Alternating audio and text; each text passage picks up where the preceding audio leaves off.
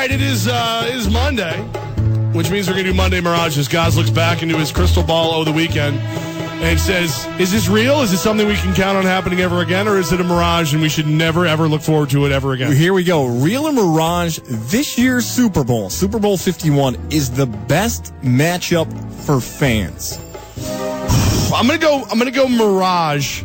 I think we're gonna look back on it as such, but I think right now people would much rather have Aaron Rodgers versus Tom Brady, or you know what I mean? Like, there's a lot of other teams, because the Falcons, just for whatever reason, have not captivated the people. If you're a Falcons fan, you're psyched, but everybody else is like, that's cool. So I'm going to go Mirage. You know, I thought about Mirage all day long. I'm going real, and here's why. If the Packers played the Patriots, I watched the Patriots destroy the Pittsburgh Steelers. I watched the Falcons destroy Green Bay. I believe New England would crush Green Bay in the Super Bowl. Yeah, they would. So, okay, let's go Dallas. Dallas, strong running game, best team in the NFC. You give Bill Belichick against a rookie quarterback 2 weeks to prepare? Dak Prescott couldn't do anything against the Patriots, so I would lean towards the Patriots in a big over Dallas because of that. Now, 1 week, we could have a different discussion. You give me a veteran quarterback who may be the MVP, the best offense in the league. Yeah, I think the Falcons will give the Patriots the best game of any team out of the NFC. So this is the best matchup. So I'm going real here. Yeah, see, I think we might look back on it like that, but you and I talking about this game for 2 weeks, we are going to have to sell the Falcons side to a lot of people. Mm-hmm. Next one here, real and mirage. This year's NFL playoffs have been terrible. That's real. With a few really small exceptions. Absolutely love the Packers-Cowboys game. Yeah, that's it basically for me. The Pittsburgh-Kansas City game, if you like defensive matchups, that was okay. But realistically, when I look back on this postseason, it's going to be a lot of beatdowns and that Cowboy-Packer game. The month is January now, so for a lot of people, this is the time where they try to cut back on their eating, try to get in shape for the new year. The NFL playoffs feel like those final meals you have before you go on a diet, and you know you're not going to have a bunch of chicken wings or your favorite pizza or your favorite burger. So the last time you get the few bites of it, you want to cherish it before you don't get it for weeks. That's what it is. You're right. It's real.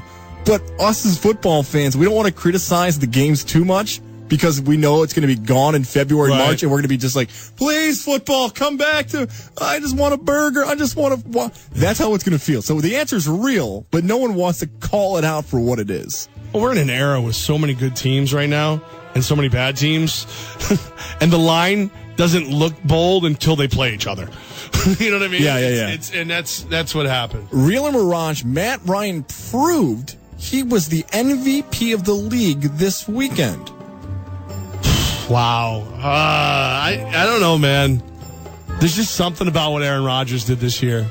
You want to go most outstanding versus most valuable? We have this argument all the time. Numbers, the numbers are amazing. What he did was great. But he has Julio Jones. He has Mohamed Sanu. He has a running game. He has an offensive line. Aaron Rodgers went out there with more injured players than I've ever seen and made it to the NFC Championship game. I still go Aaron Rodgers. Oh, man. You're right. I don't know. I don't want to agree with you. I had this all planned out. I'm like, okay, this is the time. Levack's finally going to side with the Falcons and Matt Ryan, and I'm going to nail him with Aaron Rodgers. And you went Aaron Rodgers. And you're right. It is a mirage. I know a lot of people are supporting the Matt Ryan case for MVP, but nothing happened in the NFC title game for me to think, wow, Aaron Rodgers doesn't deserve the MVP now more so than ever. It wasn't Aaron Rodgers fumbling. It was Ripkowski fumbling. It wasn't Aaron Rodgers watching the Atlanta Falcons wide receivers get wide open. It was the terrible Green Bay Packers secondary. We cannot forget everything that Aaron Rodgers has been able to do this whole season, including the playoffs if you want to factor that in. He's still impressive to me. If I had a vote, would get my vote. Aaron Rodgers still the MVP, despite how well Matt Ryan played a historic effort in that NFC title game. Real or mirage, the Buffalo Bills made a mistake by letting Chris Hogan go. That's real, and I said it was real when it happened. So I get to gloat a little bit.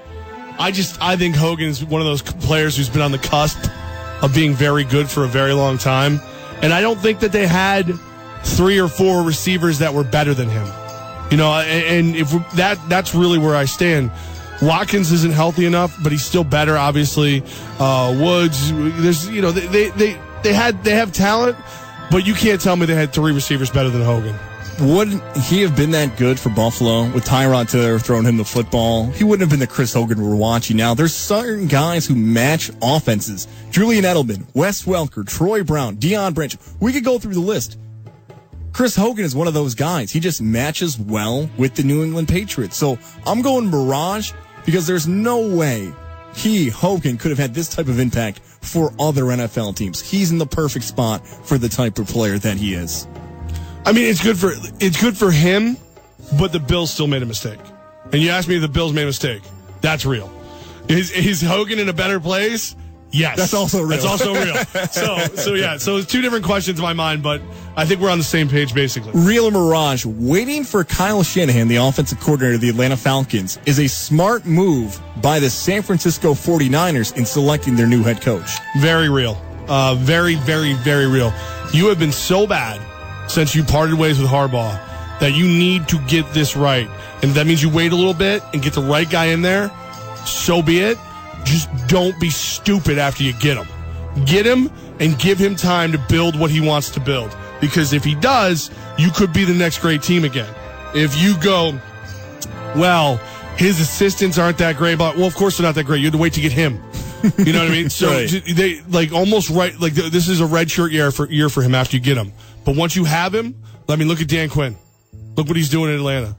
Get your guy, be smart about it, and then take your time. I want to root against Kyle Shanahan so bad. I want to root against him for everything that happened in Washington with Donovan McNabb. That's my guy. Right.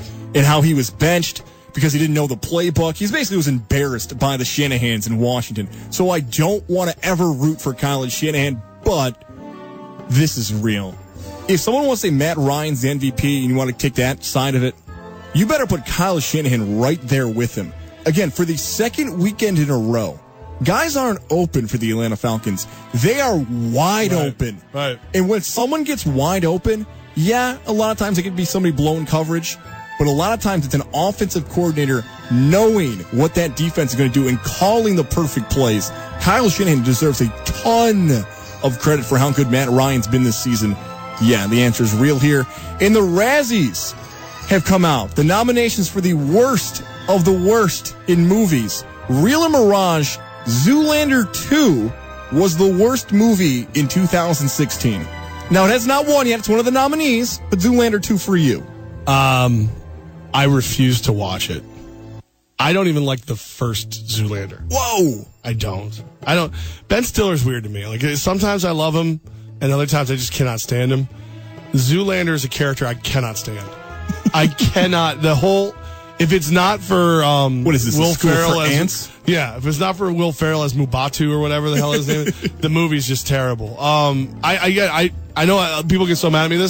I hate Zoolander. I hate it. I hate it. You don't even like the scene where it's at the gas station and somebody lights it up? Unless it was real. For school for people who can't read good? Yeah, no, it's just too many low, like, they're all low hanging fruit jokes. Like nothing, like even in like there's something about Mary. Like there's a lot of like the easy jokes, but there's a lot of good humor in there too. That's just not a. The worst movie I saw in 2016 was not nominated for a Razzie for Worst Picture. It was Suicide Squad. Oh, I could not stand. You are lucky that Ella's not here. Hunted is to television as Suicide Squad is to movies. I wanted to like those movies. I couldn't wait to watch Suicide Squad. I went 2 days after it came out. I couldn't stand it. Did It Follows come out this year? The horror movie It Follows? I'm not sure. If that came out this year, that was the worst movie I've ever seen in my life. Wow. That was the worst. And like, it's got all the key stuff for a good horror movie, you know?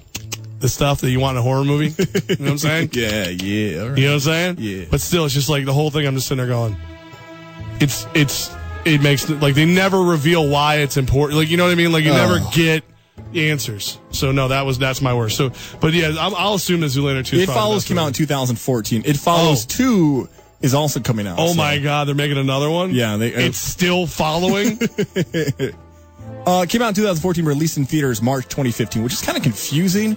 Yeah. Why is it 2014? I'm going to get into You know what that is? That's when you know it's a bad movie. You want to know why?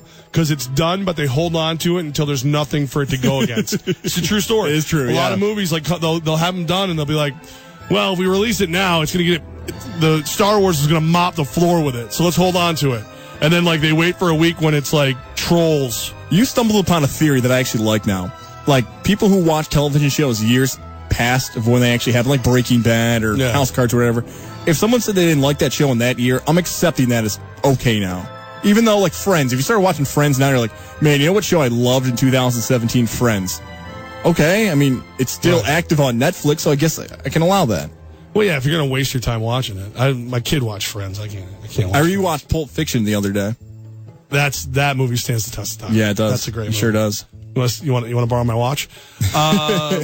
Speaking of Friends and things that stand the test of time, our buddy Byron Hunt joins us next.